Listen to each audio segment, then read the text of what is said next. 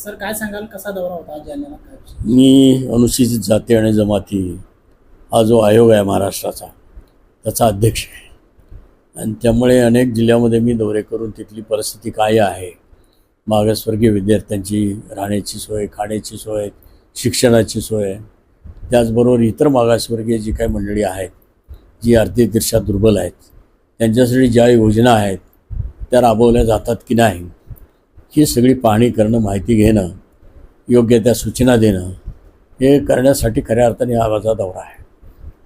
जालन्यातील परिस्थिती कशी वाटली तुम्हाला विद्यार्थ्यांची? आता मी जोपर्यंत मीटिंग होत नाही तोपर्यंत परिस्थिती कशी बघणार? बाकी सगळी परिस्थिती चांगली आहे पण पर्टिक्युलर जे साठी मी आलो आहे ती मीटिंग आता लावलेली आहे आमची, एक 11:30च्या दरम्यान 11च्या दरम्यान आहे. तिथला आढावा घेतल्यानंतर याविषयी मी बोलू शकेन.